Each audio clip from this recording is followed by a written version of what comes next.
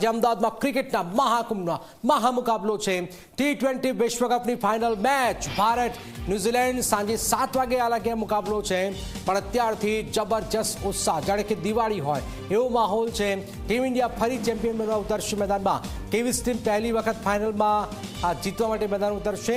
2024ના વિશ્વકપમાં ભારતે અહીંયા જીત મેળવી હતી इंग्लैंड ने हरावी भारतीय टीम अहीं फाइनल में पहुंची है आफ्रिका ने हरावीने किवीज टीम फाइनल में प्रवेश कर्यो छे बने टीमना खिलाड़ीओ शानदार है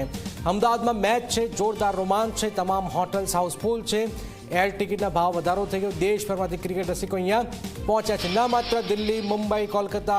चेन्नई पुणे राजस्थान मध्य प्रदेश तमाम लोग अहीं पहुंच्या छे पण विदेशथी पण अहीं लोग आव्या छे न मात्र आम जता सेलिब्रिटीज बॉलीवुडना घणा सेलिब्रिटी अहीं आव्या छे घणा पूर्व क्रिकेटरो अहीं आव्या छे घणा नेताओं पण अमदावाद पहुंची चूक्या छे आ स्थितिनी वच्चे जबरदस्त मुकाबलो पोलीसनो बंदोबस्त छे अने उत्साह जबरदस्त छे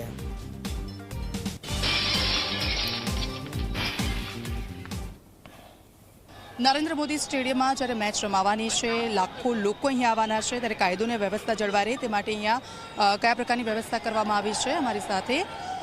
नीरज सर बड़गुजर सर अमारी साथे जोड़ाई गया छे तमनी साथे बात करीशुं सर कया प्रकारनी व्यवस्था जाणे के लाखों लोग आज अहीं आवाना है त्यारे जवाबदारी पण वधी जाय छे केवी व्यवस्था आज रोज जे T20 वर्ल्ड कपनी मैच है एमां खूब ज मोटी संख्या में दर्शकों अहीं आवाना है एना जे ट्राफिक है एना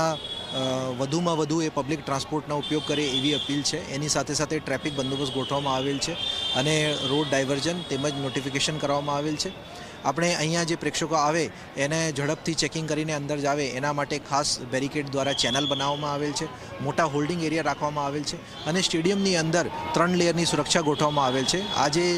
સ્ટેડિયમ છે એમાં સુરક્ષા માટે BDDS ટીમો તેમજ એન્ટી ડ્રોન ટીમો પણ ગોઠવવામાં આવેલ છે बिल्कुल सर जेनी साथे ऑनलाइन स्केम थई रह्या छे ए लोकोने शुं कहेशो कारण के घणा बधा लोको अमने मळ्या छे के जे लोकोने अहींया ज टिकિટ लेवानी हती पैसा चूकवी दीधा छे परंतु टिकિટ नथी मळी एवा लोकोने शुं कहेशो जी આપણે